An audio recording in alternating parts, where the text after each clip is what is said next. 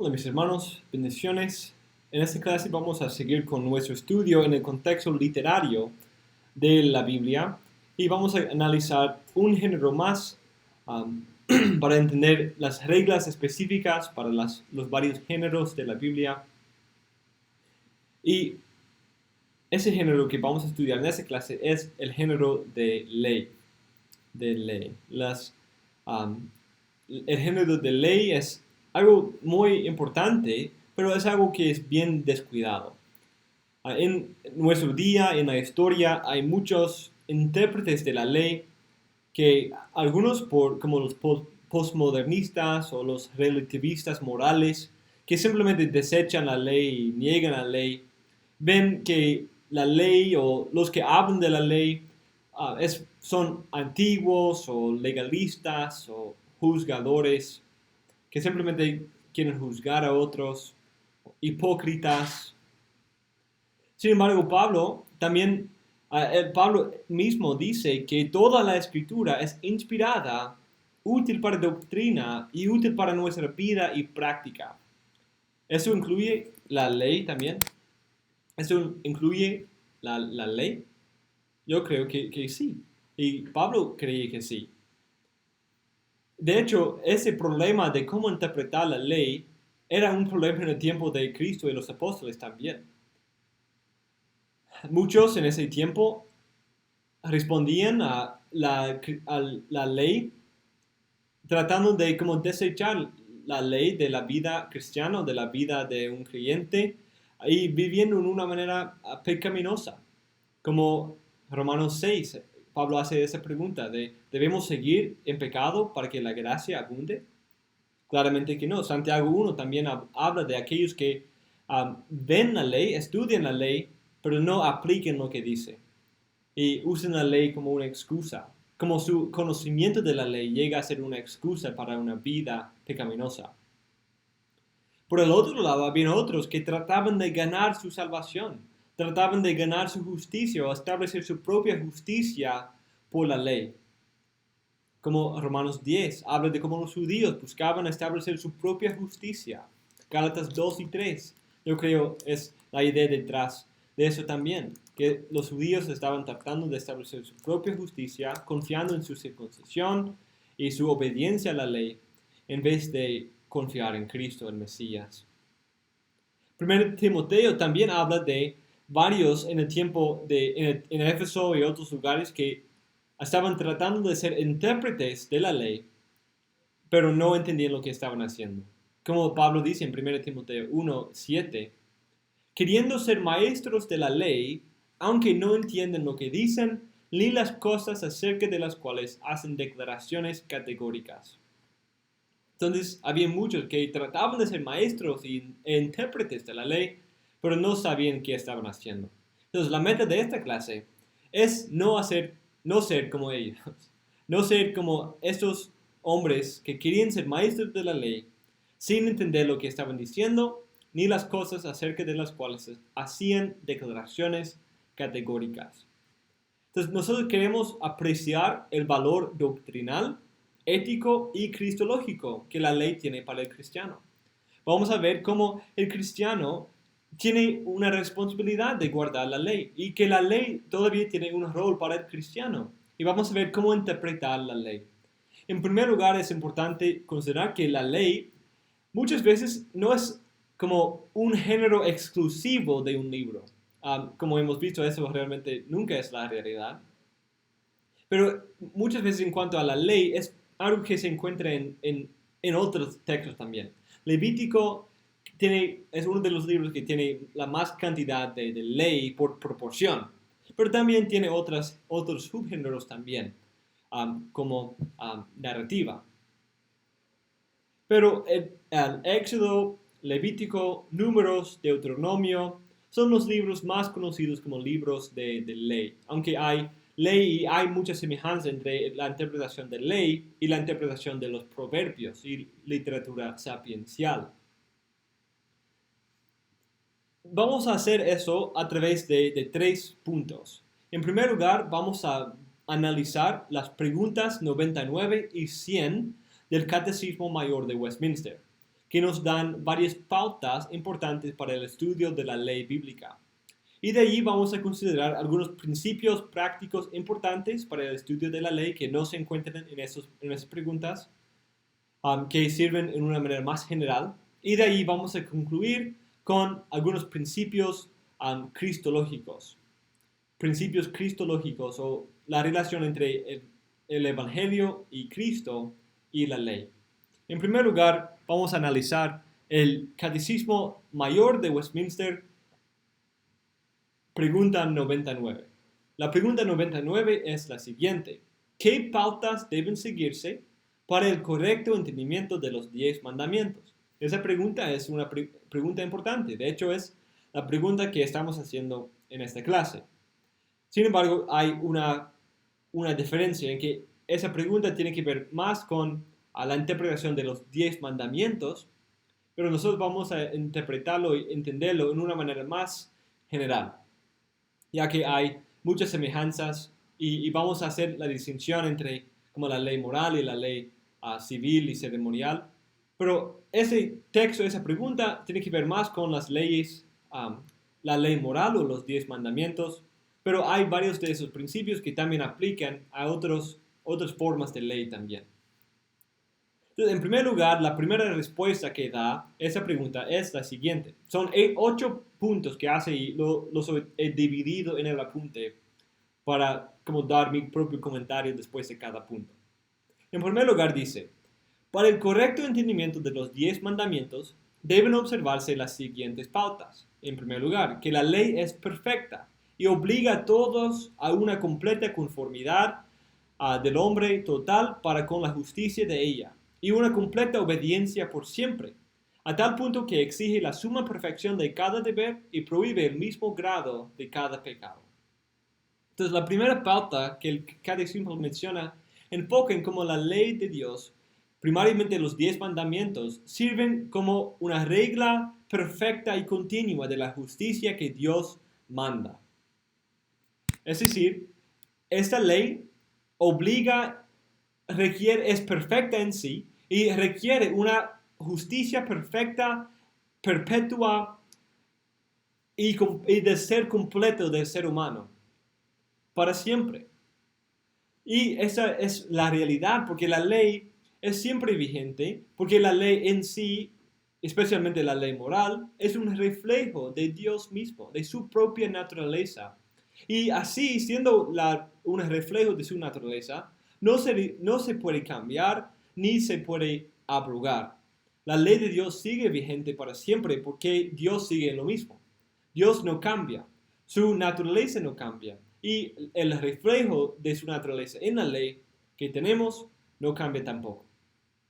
La ley en ese sentido permanece como una regla de vida perpetua para todas las generaciones y, como el segundo punto hace más claramente, de todo el ser humano, no solamente de sus acciones externas, sino también de su alma.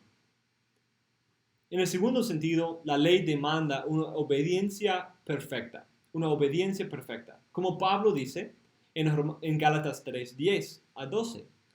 Porque todos los que son de las obras de la ley están bajo maldición.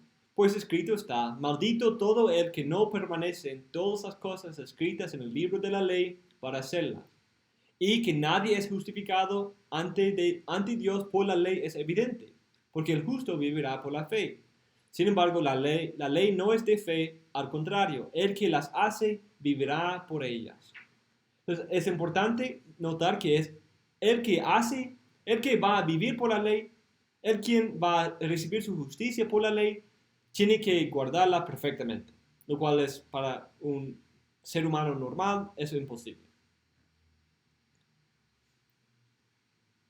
También Santiago dice en una manera muy clara: porque cualquiera que guarda toda la ley, pero tropieza en un punto, se hace hecho culpable de todos. La ley demanda una obediencia perfecta. La ley tiene que ver con cada aspecto de la vida y requiere perfección en todo. No podemos tener una obediencia parcial que cuenta como justicia delante de Dios. Dios no puede recibir una justicia parcial. O es perfecta o es rechazada.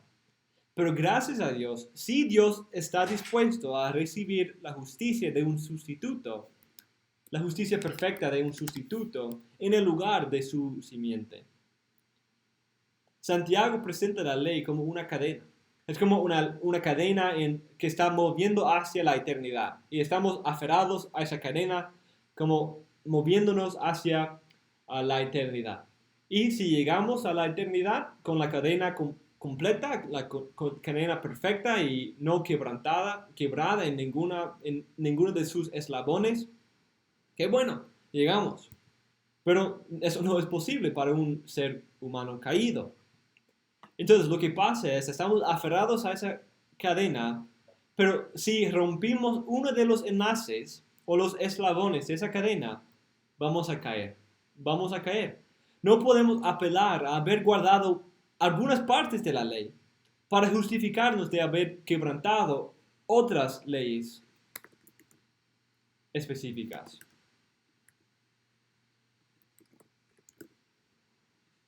Entonces no podemos decir, pues, guardé todos esos mandamientos, no maté a nadie. Eso no justifica el haber mentido o el haber adorado un ídolo o el haber codiciado. No justifica. La obediencia en ciertos casos no justifica la desobediencia en otros puntos. Entonces, en cuanto a nuestra hermenéutica de la ley, debemos someternos a la autoridad de la ley y maravillarnos a la luz de la justicia y rectitud de nuestro Dios. Esos son los dos principios interpretativos importantes que encontramos aquí.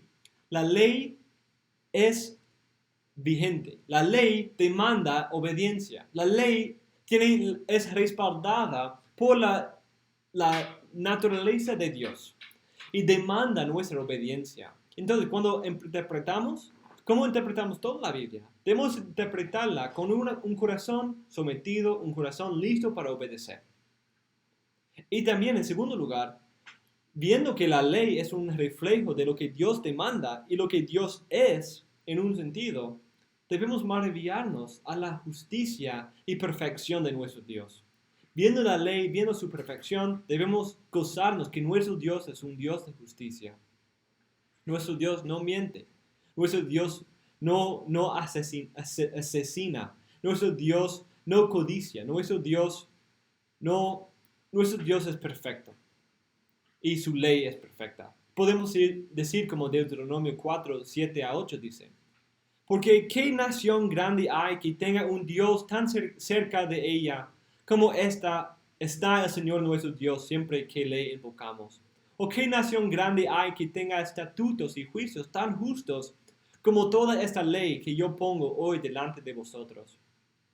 Nuestro estudio de la ley debe guiarnos a obedecer la ley moral de Dios, buscar el principio universal de leyes temporales y contextuales, y a glorificar a Dios por su justicia, rectitud y por haber revelado claramente lo que Él requiere del hombre.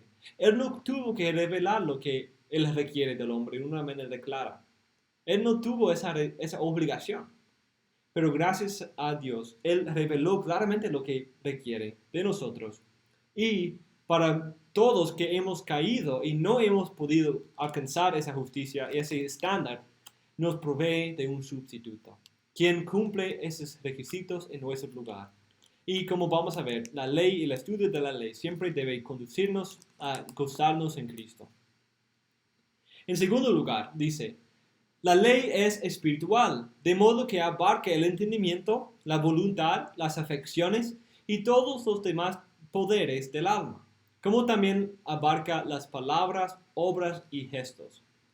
En segundo lugar, el catecismo afirma que cuando interpretamos la ley, debemos recordar que a veces puede incluir mandatos internos que tienen que ver con lo interno del ser humano en una cobertura, un contenedor de mandato externo.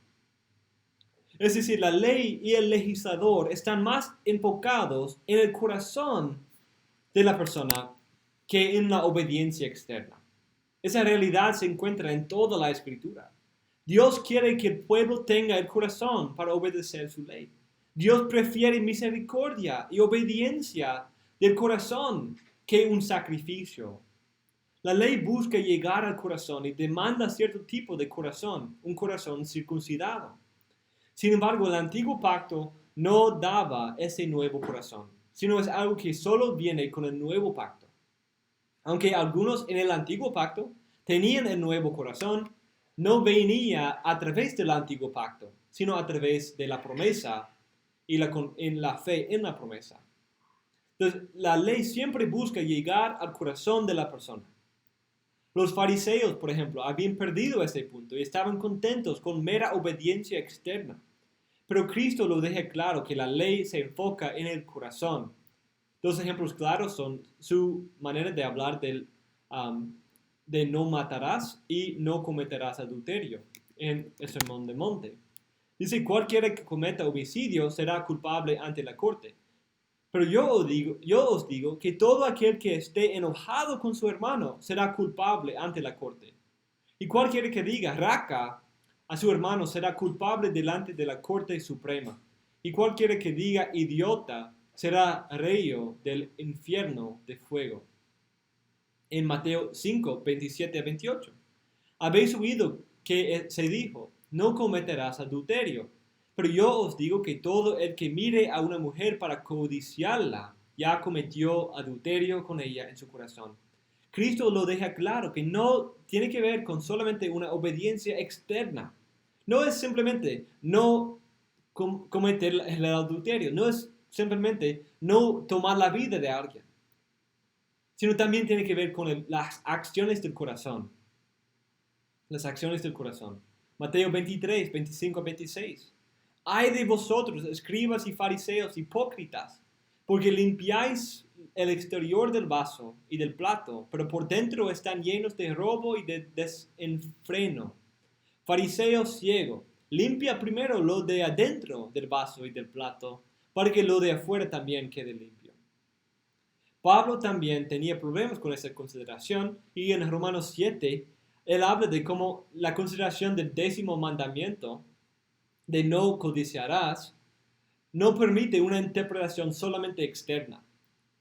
Él podía ver su propio cumplimiento de todos los mandamientos. Nunca adoré, nunca me doblé delante de un ídolo, nunca cometí el adulterio, nunca maté a nadie, pero sí he codiciado.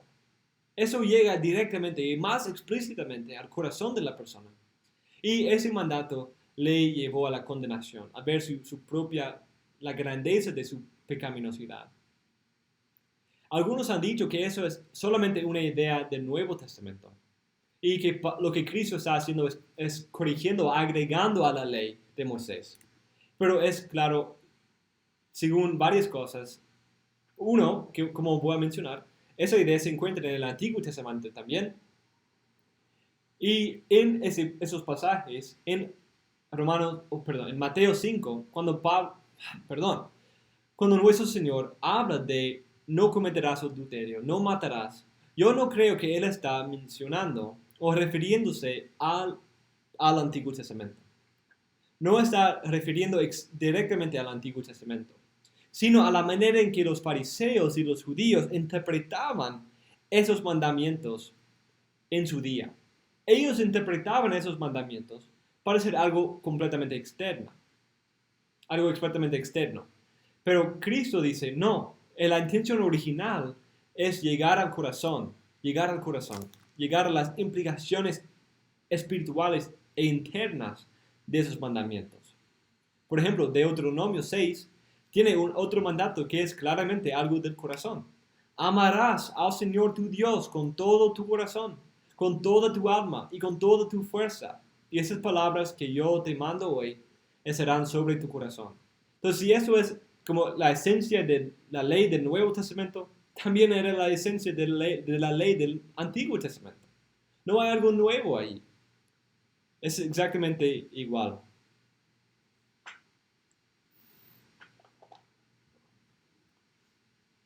De hecho, en el Antiguo Testamento encontramos que Dios iba a suplir la necesidad del hombre de un nuevo corazón para poder realmente obedecer la ley de Dios. El Antiguo Testamento reconoce que la ley llega al corazón y demanda del corazón, pero el Antiguo Pacto no proveía un nuevo corazón para realmente obedecer. La ley del antiguo pacto solo podía esperar una obediencia superficial y incompleta. Pero en el antiguo pacto tenemos la promesa de un nuevo pacto, en que el Espíritu Santo iba a limpiar lo interno del alma, iba a hacer nacer de nuevo a los cristianos, iba a poner un nuevo corazón y escribir la ley en sus corazones para que sigan y para que obedezcan. Entonces, en una implicación hermenéutica, al estudiar la ley, no debemos buscar una obediencia externa a esas leyes, ni solo enfocar en el mero no hacer de ciertas cosas, el mero no cometer el asesinato o el adulterio, sino debemos asegurar que la ley llegue a nuestro corazón, que sea parte de nuestra propia naturaleza. En tercer lugar, el catecismo dice que lo mismo que se exige o se prohíbe en diversos aspectos en varios mandamientos. El catecismo dice que no debemos limitar el mandamiento específico a un ámbito específico, sino debemos entender que las leyes son como eslabones de una cadena y todos están interconectados. Todas las leyes están interconectadas, como por ejemplo Colosenses 3:5. Por tanto, considerad los miembros de vuestro cuerpo terrenal como muertos a la fornicación, la impureza, las pasiones, los malos deseos y la avaricia, que es idolatría. Entonces noten cómo Pablo hace la conexión entre esos pecados y la idolatría. La codicia, la avaricia es idolatría. Pero uno tiene que ver con el 10º mandamiento y el otro tiene que ver con el primer mandamiento. Pero los dos prohíben la misma cosa. Entonces los 10 mandamientos forman como un tipo de círculo. Empieza con no tener otros dioses y termina con no tener otros dioses, pero en la forma de no codiciarás. Entonces debemos ver la unidad de la ley, las conexiones que hay entre los varios mandamientos y debemos buscar entender todas las implicaciones legítimas de las leyes individuales. En cuarto lugar, que donde un deber es mandado, el pecado contrario se prohíbe. Y donde un pecado se prohíbe, el deber contrario es mandado. De modo que donde una promesa es añadida, la amenaza contraria se incluye. Y donde se añade una amenaza, la promesa contraria es incluida. Ese principio yo puedo llamar las leyes positivas y negativas. En esta afirmación, cuando digo la palabra positiva, estoy refiriéndome a un mandato de hacer algo, de positivamente hacer algo. O negativa sería de no hacer, una prohibición. Entonces no estoy usando positivo en el sentido, en el contraste entre leyes morales y leyes positivas, sino estoy diciendo leyes que demanden algo positivo y leyes que prohíben algo en una forma negativa. Por ejemplo, el 5º mandamiento es positivo en ese sentido, porque manda positivamente que honremos a nuestros padres, mientras el 6º es negativo en que manda que no matemos. Entonces, teniendo esa distinción en cuenta, cuando vemos un mandamiento positivo, también incluye implícitamente su forma negativa. Al mismo tiempo, si es negativo, también incluye la idea positiva. Por ejemplo, el mandamiento de honrar a nuestros padres es que activamente busquemos honrar a nuestros padres. Pero también implica que abstengamos de toda forma de acción o palabra que deshonraría a nuestros padres. Entonces no es simplemente honrar, sino es evitar deshonrar. Entonces tiene una idea positiva e implica también la idea negativa. También no matarás, no simplemente significa no matar a nadie, sino es porque eso sería muy fácil de cumplir. Nunca he matado a nadie en mi vida. Pero la idea positiva es un poco más difícil de guardar, como Cristo mismo indica. Porque implica positivamente que siempre busquemos a preservar la vida, que seamos campeones de la vida, defensores de la vida. Por eso yo creo que defender como el derecho de vida de un bebé, de un infante, de un bebé, y oponernos al aborto es algo que debemos hacer, porque eso es preservar la vida, lo cual es parte de no matarás. Debemos buscar preservar la vida. Y si no preservamos la vida, cuando tenemos la oportunidad y la capacidad, somos culpables de haber quebrantado ese mandamiento. Entonces, incluso si no mato a la persona, pero si tenía la oportunidad de preservar su vida sin hacerlo, es pecado. Y vamos a ver un ejemplo de eso en un minuto. Entonces, en nuestra hermenéutica debemos considerar todas las implicaciones del mandamiento, implicaciones positivas y negativas. En quinto lugar, que lo que Dios prohíbe no debe hacerse en ningún tiempo y lo que Él manda es siempre nuestro deber. Sin embargo, no en todos los tiempos debe cumplirse cada deber particular. ¿Qué quiere decir eso? Porque parece ser una contradicción. Es algo que siempre debemos hacer, pero no en todos los tiempos. ¿Cómo podemos conciliar esas ideas? En esencia dice, la ley de Dios es siempre nuestra regla y debemos siempre guiarnos por su ley. Pero a veces se nos presentan situaciones en que tenemos que fallar en un deber para poder cumplir con otro que sea mayor o una prioridad en ese momento. Entonces siempre la ley de Dios es nuestra regla, pero a veces ciertos deberes mandan o nos exigen desobedecer ciertas otras leyes para poder cumplir esta. Algunos han dicho, por ejemplo, el matar en una guerra justa, según Dios mismo, es algo lícito y a veces necesario. Entonces, el matar no es algo que es siempre malo, pero hay ciertos casos en que eso es legítimo y, de hecho, a veces necesario. Y por esa razón, algunos han dicho que la palabra hebrea detrás del mandamiento, no matarás, se puede traducir mejor como no asesinarás. Porque la Biblia misma manda en ciertas ocasiones que alguien quite la vida.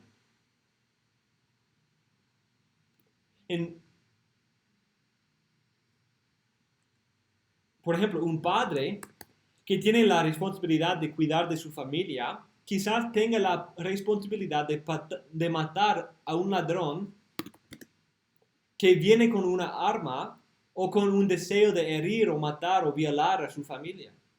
Y tiene la responsabilidad de preservar la vida de su familia. Eso es su responsabilidad mayor en ese momento. Su responsabilidad mayor es preservar la vida de su familia. Esa es la responsabilidad, la carga que Dios le ha puesto. Y él sería quebrantando ese mandamiento de guardar la vida y preservar la vida de su familia por tratar de preservar la vida de ese ladrón o el asesino que viene a su casa. También en ciertas ocasiones el mentir es lícito. Por ejemplo, hay ciertos juegos que tenemos en que una forma de decepción o manipulación es lícita y de hecho es esperada. Por ejemplo, en el fútbol, un futbolista puede dar la apariencia de pasar la pelota, aunque va a seguir con la pelota. Pero es una forma de decepción para como hacer tropezar al oponente. O quizás él puede como actuar como él iba a ir a la izquierda, pero realmente se va para la derecha. Esa es una forma de decepción y es una forma lícita. De hecho, Dios mismo usa una forma de decepción para salvar a Gedeón y sus 300 hombres de los madianitas en Jueces capítulo 6. Usa una forma de decepción por hacer que todos están tocando su trompeta, todos están quebrantando sus jarras y tienen sus luces. Tenía el propósito de de engañar a los oponentes, de una forma de decepción a los oponentes para que ellos creyeran que había más israelitas que realmente tenían. Ellos querían parecer como un ejército más grande que realmente eran y se empezaron a matarse los unos a los otros. También la Biblia alaba a Rahab o Racab por haber mentido para preservar la vida de los 2 espías en el libro de Josué. De hecho, el entregar a esos hombres para ser matados por los de Jericó habría sido un pecado.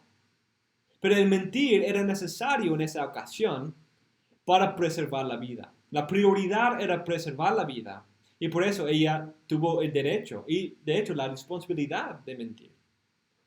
Eso es un problema muy parecido a lo que cristianos como Corrie ten Boom, Boone y Dietrich Bonhoeffer y otros en el tiempo del Holocausto tuvieron que enfrentar. Cuando ellos estaban tratando de, como Dietrich Bonhoeffer, quien tomó lugar en un intento de asesinar a Hitler, o Corrie ten Boom y su familia como recibiendo a los judíos y escondiendo a los judíos.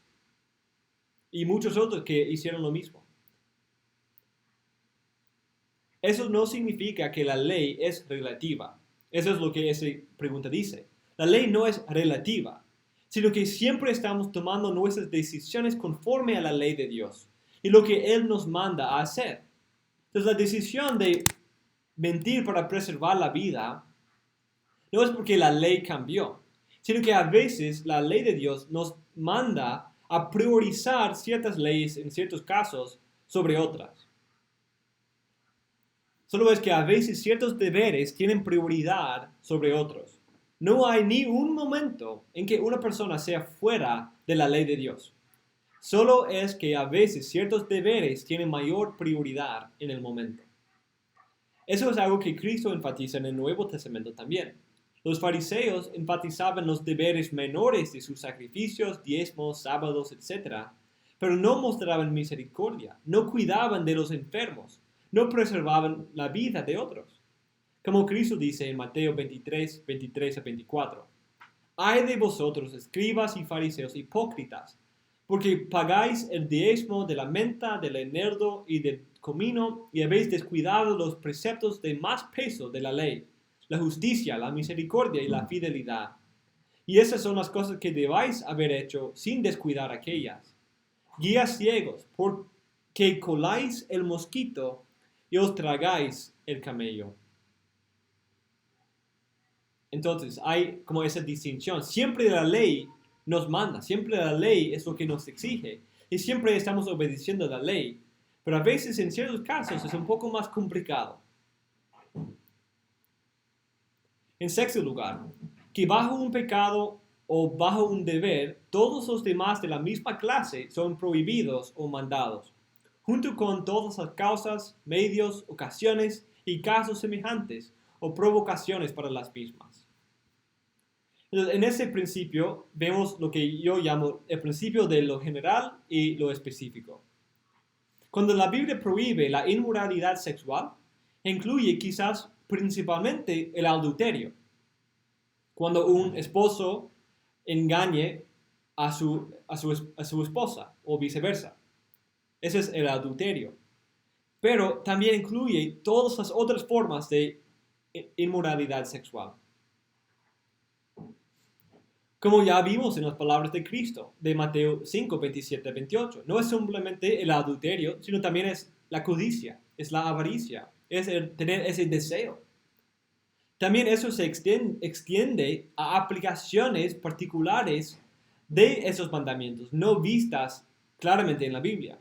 Por ejemplo, la pornografía nunca se menciona explícitamente en la Biblia. No hay ni un pasaje que nos dice a no ver fotos en línea que tienen contenido explícito. La Biblia nunca dice eso. Pero sí se contiene bajo la categoría de inmoralidad sexual. Ese principio tiene que ver es muy importante para nuestra aplicación. Porque hay muchas aplicaciones apropiadas para el contexto de la Biblia en su día, en su cultura, que quizás no incluyen todas las aplicaciones posibles para nuestro día. Entonces quizás haya ciertos pecados nuevos de nuestro contexto que no se mencionan explícitamente en la Biblia. Pero cuando un pecado se condena, todas sus formas posibles también se condenan. Entonces cuando la Biblia condena la inmoralidad sexual, también incluye todas las formas posibles de ese pecado.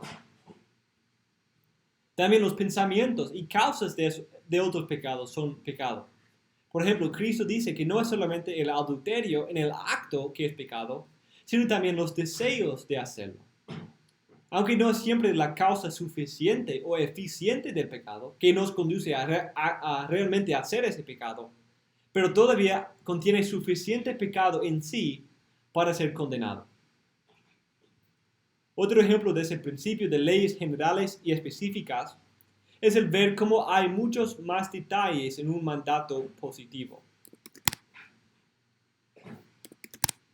Por ejemplo, el mandato de honrar a nuestros padres incluye específicamente a nuestros padres. Esa es la idea específica. Pero también incluye la sumisión a toda forma de autoridad legítima establecida por Dios. Tiene que ver, por extensión, a los líderes civiles, nuestros empleadores, a nuestros jefes en el trabajo, el esposo de una esposa. Toda forma de autoridad establecida por Dios es incluida en ese mandato también. En séptimo lugar, que estamos obligados con respecto a lo que se nos prohíbe o se nos manda, según nuestras posesiones, a esforzarnos para que sea evitado o ejecutado por los otros, según el deber de sus posesiones.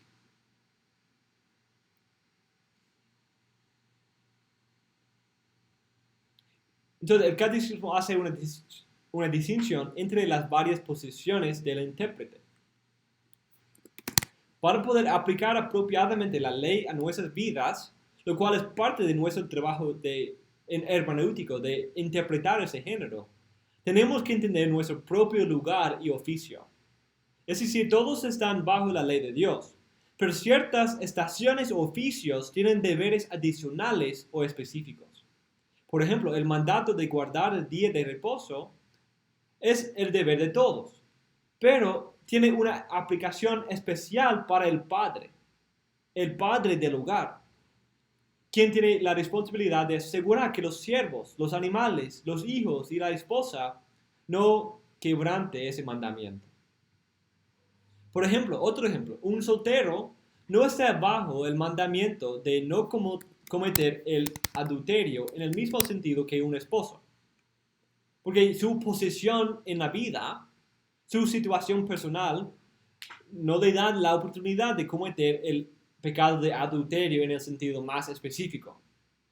Pero sí, las implicaciones de ese mandato aplican a él. Y hay varias otras formas de inmoralidad sexual que son prohibidas para el soltero. Entonces, el entender nuestra posición como nuestro lugar, como la cabeza, como el pastor, como un hijo, como un empleo, entendiendo nuestra posición y también nuestro estado, nuestra circunstancia personal, nos ayuda a poder construir ese puente entre la aplicación del principio de la Biblia y nuestra vida personal, como parte de esa espiral hermenéutica que estamos llevando a cabo.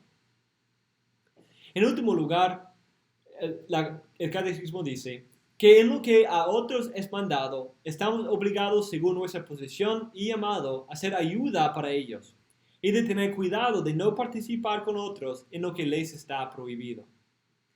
Entonces, en último lugar, nuestro deber no solamente es individualista.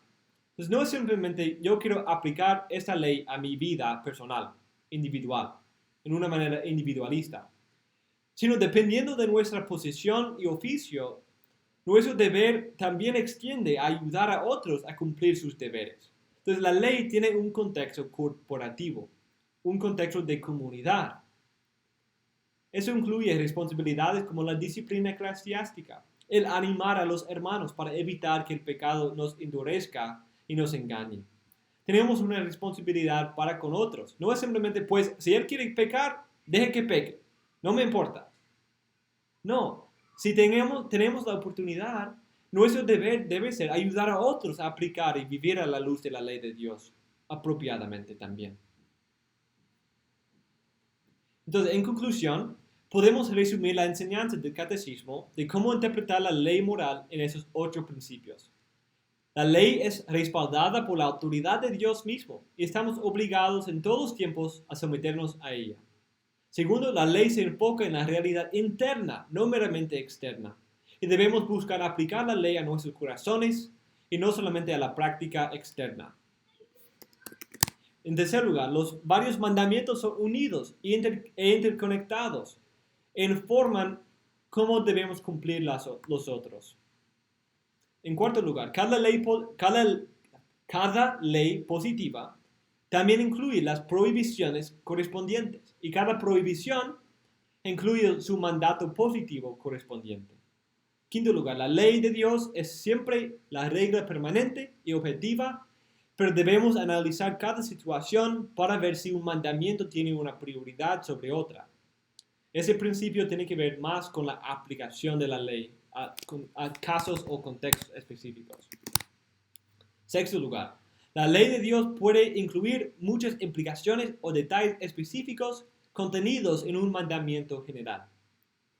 Nuestra aplicación de la ley debe tomar en cuenta nuestra propia posición que puede obligarnos a más deberes según nuestra situación providencial.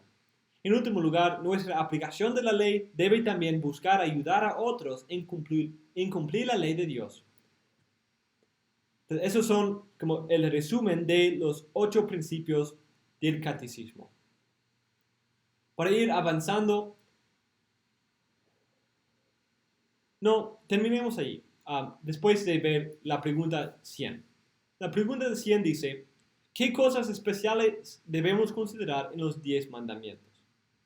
Dice, en los 10 mandamientos debemos considerar el prefacio, la sustancia de los mandamientos en sí y las distintas razones anexadas que sustentan a algunos de ellos para darles mayor fuerza. Entonces, la pregunta 100 tiene que ver con la lectura de los 10 mandamientos principalmente. Pero también tiene varias aplicaciones para la lectura de otros pasajes que presentan otras leyes. En esencia, son 3 partes de la lectura de la ley. El prefacio o la base de la ley, el mandamiento en sí y las razones conectadas a ellas para darle mayor fuerza. Es decir, en Deuteronomio 5 o Éxodo 20, los 2 pasajes que nos dan los 10 mandamientos, debemos considerar el prefacio que pone la ley en un contexto redentivo, aunque sea una redención tipológica, según su contexto pactual. Debemos considerar que la obediencia fluye de la redención, aunque en ese pacto es una manera tipológica. También debemos considerar el contenido del mandamiento en sí y buscar entender su intención primaria y sus implicaciones, según los principios que ya hemos visto. En tercer lugar, debemos buscar entender las razones anexadas al mandamiento. A veces esas razones forman la base de nuestra obediencia de ese mandamiento, como la razón por la cual debemos obedecer. Por ejemplo, debían guardar el último día de la semana como un día de reposo porque Dios estableció ese patrón en la creación. Entonces eso provee la razón por su cumplimiento. Pero por el otro lado, la razón puede dar una promesa o algo como que viene con la obediencia a ese mandato, como una recompensa, como una razón por obedecer, algo para inducirnos a obedecer.